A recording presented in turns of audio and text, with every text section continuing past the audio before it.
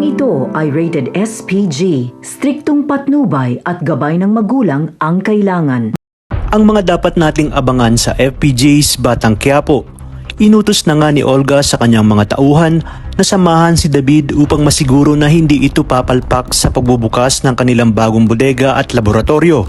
Nais kasi ni Olga na mabilib ang mag-amang Ramon at Don Julio kay David upang maipagkatiwala ng mga ito ang pamamalakad sa kanilang negosyo nang sa gayon mas madali para sa kanya na makamkam ang lahat ng kayamanan ng mga Montenegro. Sa paglaya naman ni Ben ay pinayuhan niya ang mga kaibigan ni Tanggol na gabayan ang kanilang kaibigan lalo pa sa pinagdadaanan nito at umiwas na rin sa gulo ang mga ito at huwag umanong mawala ng pag-asa dahil baka sila na rin ang susunod na makalaya.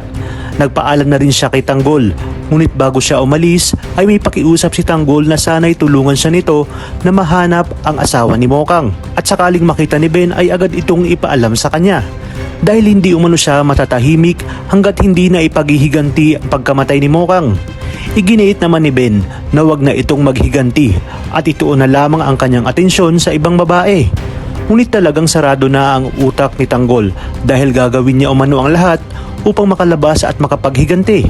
Sa kabilang banda, handang-handa na nga si David na magpasiklab kay Don Julio.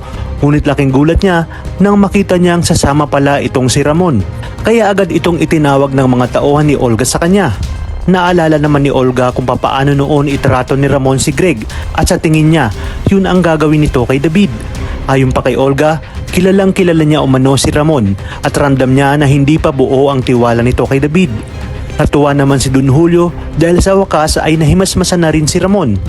Iginit ni Ramon na hindi niya pwedeng ipagkatiwala kay David ang pagbubukas ng kanilang bagong negosyo at ipinaalam niya rin sa kanyang papa na nagpadala siya ng tao sa lugar ni Monique upang magbanman kung sakaling makita nila si Mokang.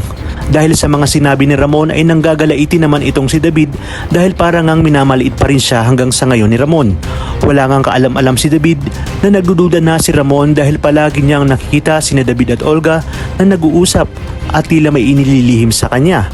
Lalo pa nga nang itawag ni Severino na magkapit bahay lang pala sina Rigor de Magiba at ang mga magulang ni Monique. Kaya naman diretsahan niyang tinanong si David kung kilala ba nito si Monique. At dahil wala si Olga ay hindi alam ni David ang kanyang isasagot.